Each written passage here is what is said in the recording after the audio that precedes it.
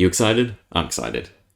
Hi, I'm Flip, and we're finally going to start talking about Flesh and Blood, which is something I really want to start doing more on my channel.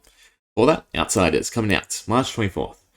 Probably already out by the time this comes out. Unfortunately, I won't be here for the launch weekend, but I do look forward to cracking my packs. But that's not what I'm here to discuss today, no. Today I want to discuss the development of Flesh and Blood. So I'm going to throw out this term, infancy. Flesh and Blood is very much in its infancy in terms of card game development, and will probably remain in its infancy far longer than any other card game. So what do I mean by that? Well, the usual path a card game takes is they continue to outscale and power up cards. So they have a set baseline of stats or a pool of stats that they pull from. Card costs X, must have Y and Z stats to make it fair, and eventually they need to improve upon this to make the cards worth getting. So they usually toss in an effect, slightly tweak that stat line, and we get to the point where we see exponential growth in the power level of sets. It's what causes standard rotation, modern terms of card games. So MTG obviously has the biggest. You have the modern sets, and then you have the legacy sets. But Flesh and Blood takes a different approach. It takes a branching development. So rather than going in a linear fashion, in a straight line, it develops in almost an unpredictable way. I mean, I doubt any of us saw coming just the plethora of heroes and classes we'd have to pick from. So despite being in its 9th set, I believe, right? So the first block, Welcome to Wraith, Arcane Rising, Crucible of War. Second block, Monarch, Tales, Everfest, Uprising, Dynasty, Outsiders. Yeah, that makes 9. We are seeing consistent sideways development. We're sidestepping this problem of power scaling and developing everything all at once, so to speak. I also find it funny that the supplemental set came in the middle, because usually it's the last set of the block, right? But what do I mean? What do I mean by this sideways mechanic? Well, if we take a look at the heroes, so the heroes of FaB, we have two definitions. We have the class, and then, of course, we have the actual hero. So, for instance, if you were to pick Assassin, you could play either Azari, Arachne. There are actually 2 different versions of Arachne. Well, technically 3 if you count young and older as 2 separate. And because of this, despite having the same class, Assassin, both Arachne and Uzari play in completely different fashions due to their hero mechanics. And this allows for that sideways development. Rather than continuing to outclass the previous Assassin's cards, we are introduced to a new idea, a new theme to sort of utilize sparingly or make use of as the main archetype of a deck. This creates a wonderful system where everything has variety and remains fresh. You are able to play the playstyle you like, build the character you like, but it does have some downsides. So as this branching system grows and grows, I personally foresee it becoming a problem for Legend Story Studios, the developer of Flesh and Blood. So what do I mean by that? Well, let's take a look at a few sets. So we'll stick with the Assassin class and use that as our running theme. We'll go to Dynasty, where they were first introduced. And Dynasty is also an important thing to talk about. So Dynasty is what's known as a supplemental set. It introduces cards for every available class to shore up gaps, rebalance or retool certain mechanics, and enable a player to sort of expand their arsenal that they can pull from for each class. So, for instance, Dynasty has what? It has Draconic, Brute, that's 2, Guardian makes 3, after that comes Ninja, I believe, 4, I'm Warrior, recounting faster than I can scroll, Mechanologist is 6, Assassin is 7, come on, Ranger is 8, ooh, okay, I'm messing it up, Runeblade is 9, Wizard is 10, Illusionist is 11, and Generic, 12. So 12 varieties of cards within one set. If you go back to, say, Crucible of War, it is obviously not as expansive. So this is the issue, but we'll go back to looking at Assassin if I can find its after Guardian. Okay, so the mechanic that was introduced with Assassin is Contract. Now, if you told me that the next set would have Assassin cards, I would realistically think that they would continue to expand upon this contract mechanic. But no, Rather, what we see, and unfortunately it's going to have to load again, I believe. Oh, no, it's right at the top. Perfect. Unfortunately, why am I saying unfortunately?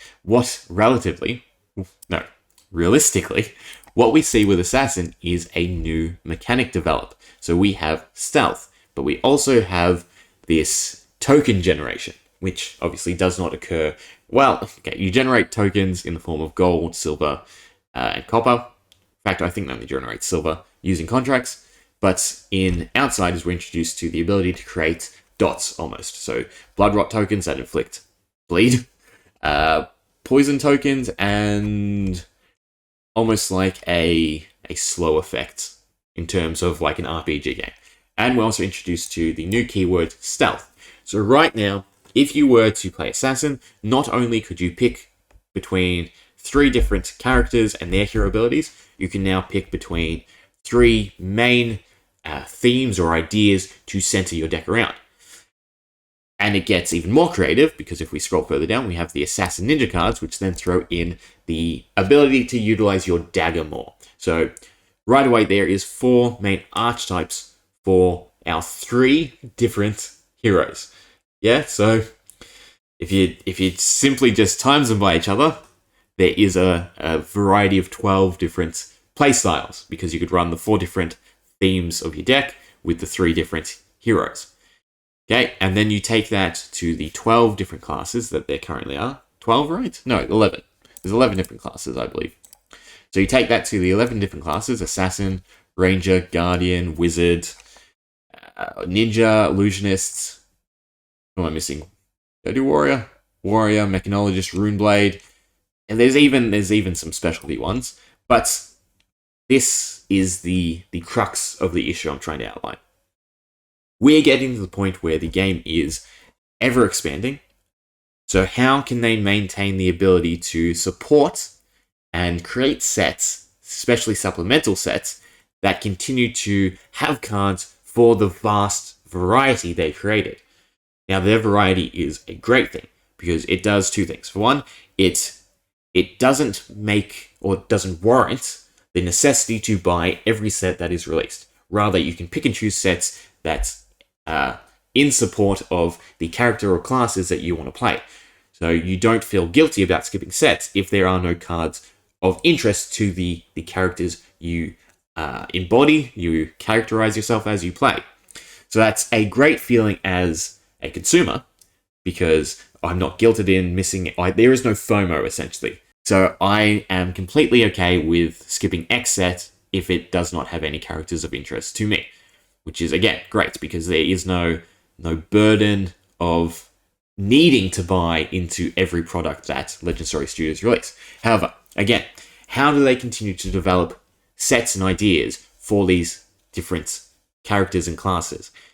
How can they do a next supplemental set when they now have to do those 11 characters, 11 classes, plus something else, whatever else is introduced? For instance, the final set of this year, I believe, is dubbed Light and Shadow, and the speculation is that it will have ×2 Monarch, which includes the 4 heroes: Bolton, Chain, Levia, wherever she is, and Prism. Except the thing here is Prism is banned in Classic Constructed.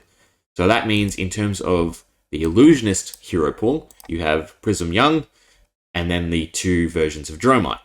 So right now, in terms of card development, why would they develop cards for, say, a Light Illusionist without introducing a new hero? If essentially the cards are of no use for anyone playing Classic Constructed in a competitive scene.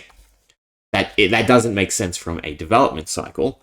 So not only do they have to then limit their ideas or continuously continue to create new classes and leave old classes in the dust, so to speak, it just creates mismanagement problems. Because how can you plan for something that is only going to occur, months before your set releases? For instance, we're about to enter the cycle of competitive play. Look at that, Chain and Prism are both banned. So if it's Light and Shadow, there is no point in supporting Chain or Prism, because 1/4, so to speak, for these classes of the competitive scene has no use for the cards. because they can't play those characters. So straight away, if they were to do Runeblade and Illusionist again, not saying that they will, they'll probably pick 4 of the classes to do Light and Shadow with, but if they were, they would need to come up with a new hero for both, which means we'd probably see a young and old version for both, which means that both Runeblade and Illusionist go from 4 characters to pull from to 6. And that will continue to grow and develop. I think Ranger at the moment is the class with the most. We have Lexi, we have Azalea, and now we have Riptide. So that makes 6 different heroes to play with the Ranger class. So how can you develop cards for all 3 heroes, young and old, that make everyone happy? You can't. You have to limit yourself and develop basic Ranger classes or completely new mechanics, as we see with Assassin, to then support this ever-growing number of heroes and classes. So again, this is both a great thing because it enables variety, it continues to keep the sets fresh, and it allows older sets to become important if they add in X thing that benefits better off X card. So if they remake Brute and it has a different ability to Reiner, but it benefits greater from some of Reiner's weaker cards, then those older sets now have value. It's sort of why Monarch has sort of jumped up off of the speculation that certain cards that are unplayable will now be useful in the set that comes out later on. So while it is a good thing in those aspects, it will grow into a burden on the development of the game, and it will continue to prolong this infancy of Flesh and Blood. And eventually, if you can't walk, there is definitely going to be some level of a development issue, because you have players who now identify as set heroes and have built decks and collections centered around those heroes that are no longer getting support or development through the majority of cards because they're designed around another hero's ability that shares their class but not their mechanics. It is going to be a tough thing to manage in the long run, at least from my perspective.